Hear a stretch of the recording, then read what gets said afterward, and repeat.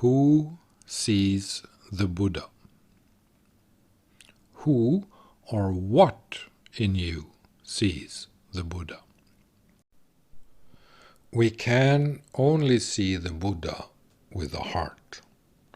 We can only see the Buddha with the heart, with the observer inside the heart.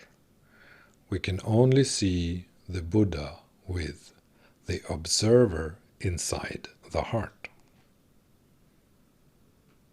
We could also say we can only see the Buddha with the self, with the true self, with the field of the self. Not of the psychological self, but of the heart self.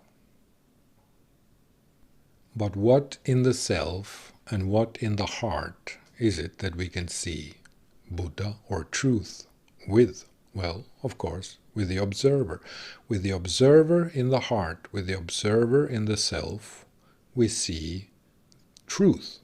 We see truth with the observer inside the heart self. We see truth with that which is not our eyes, that which is not the psychological self, with that which is not the mind, but with that which is the heart self itself.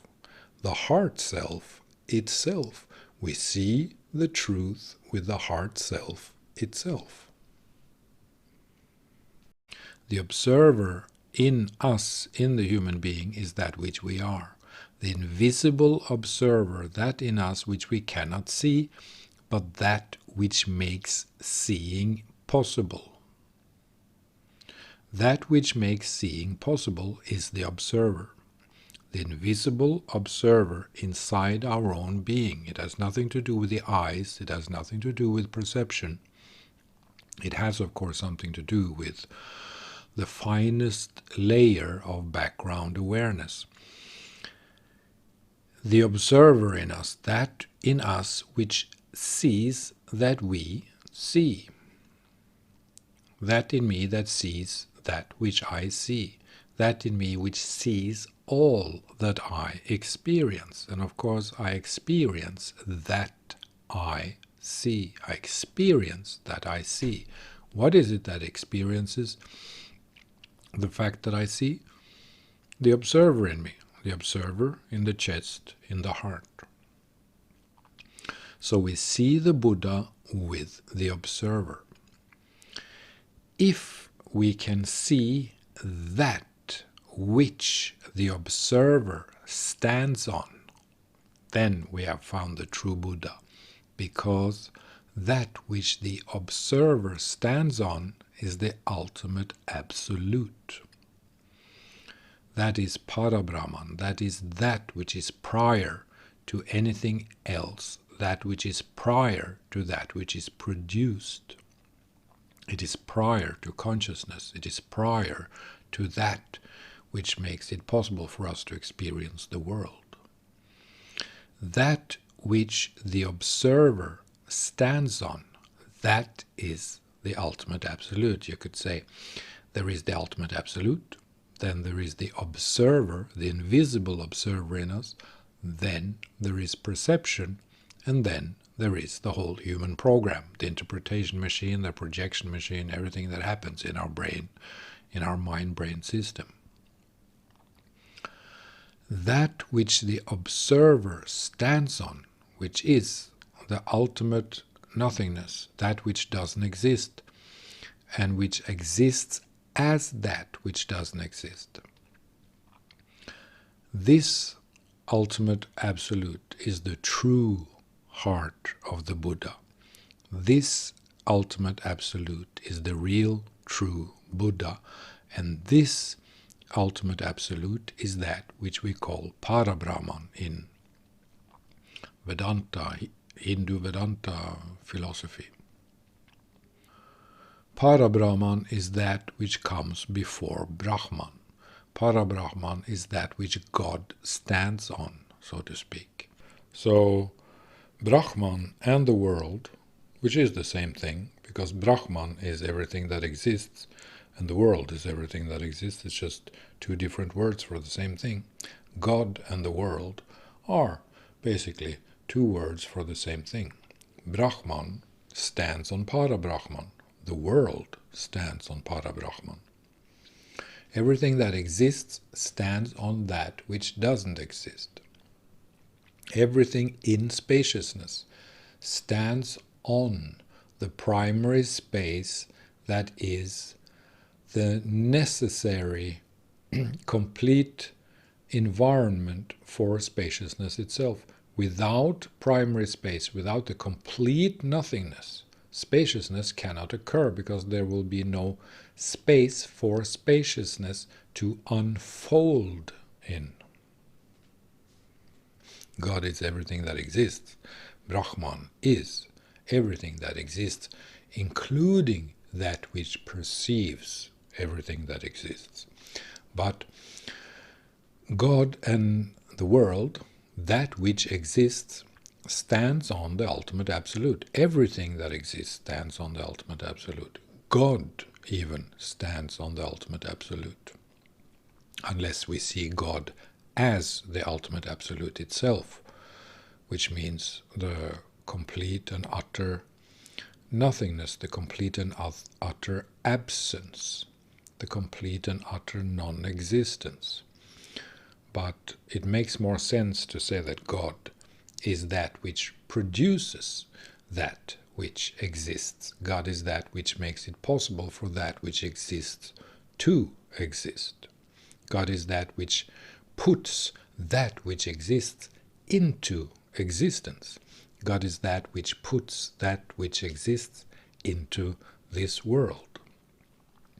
And that is, of course, that which is prior to our perception, you could say. But anyway, so God and the world, Brahman, everything that exists, stands on Para-Brahman. Brahman stands on Para-Brahman. Brahman is God, which means everything that we can perceive, everything that we can have any perception and experience of. All that we can experience and perceive stands on the ultimate absolute. Even perception itself, even the perception of perception itself stands on the ultimate absolute. Our own inner background awareness stands on the ultimate absolute. The observer stands on the ultimate absolute. That which doesn't exist, the empty space, is that which gives spaciousness and nature the possibility to occur, to happen, to take place. So the real Buddha, the true Buddha in this world, in us as well, is that which the observer stands on. We can even say that the real true Buddha is the observer, because the observer is in perfect balance, in perfect peace. The observer is not affected by perception, actually. The observer is not affected by the eyes, by the mind-brain system. The observer is not affected by anything.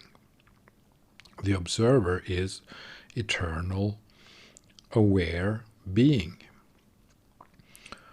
Eternal awareness as a beingness inside our own heart. The inner awareness of the inner heart, the invisible inner awareness, that which knows, the knower within. The observer, that in us which makes it possible for us to see that which we see, that in us that sees the fact that we see. The observer is that which sees our whole existence. The observer is that which sees our own consciousness. The observer is that which sees our psychology, our brain, the human program as it plays out in the mind-brain system. So the observer is God, you could say. The observer is God in us. And that which the observer stands on is the ultimate absolute. That which has never come into being and therefore can never pass away. It can never disappear. It can never cease to exist, because that which doesn't exist can never cease to exist, but that which doesn't exist is actually the primary space, that which makes it possible for spaciousness to take place in this primary space. There is a nothingness that is so clinical and so empty that it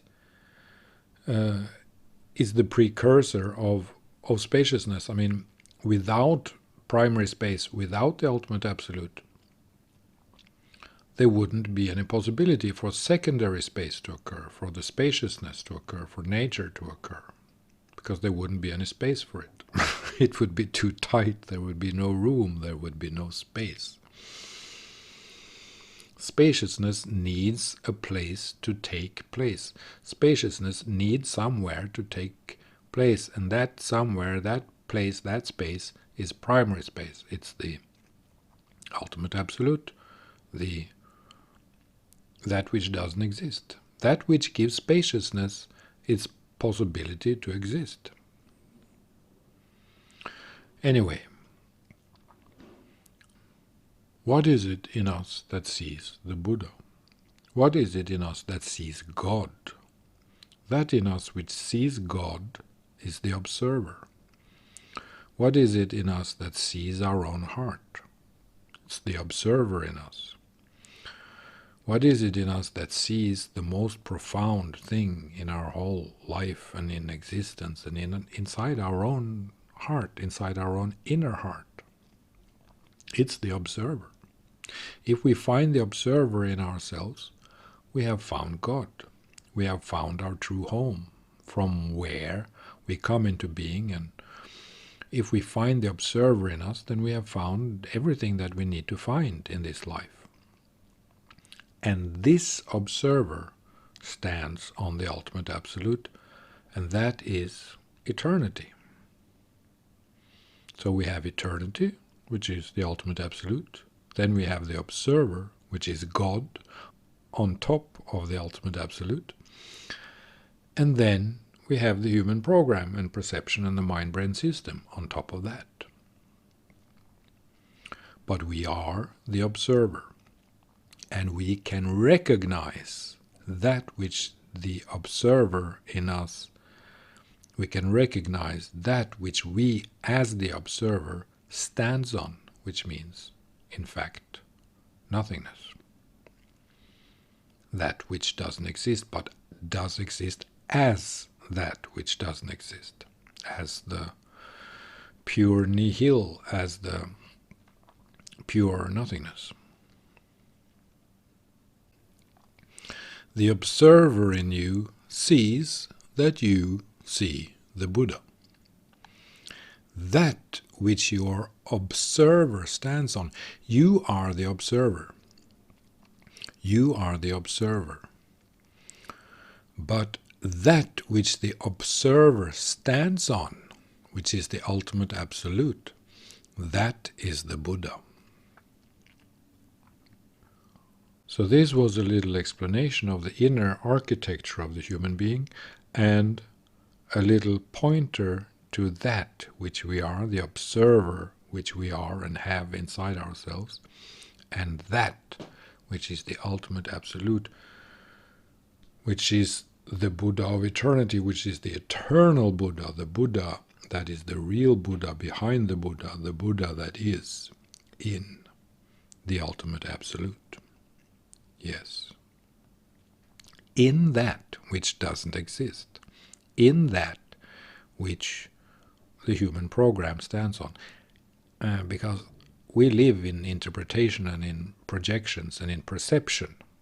If we free ourselves from interpretation and projection, which we should do as spiritual people, as people who practice introspection and inner cultivation, we should give up or release ourselves from our bondage or our attachment to perception itself, in a sense, in order to see better and deeper. When we do this, we come, finally, if we are clever and honest and transparent inside ourselves, we come to the observer. The observer, which is that which we are. And then we will find that which the observer stands on or exists within, which is the ultimate absolute.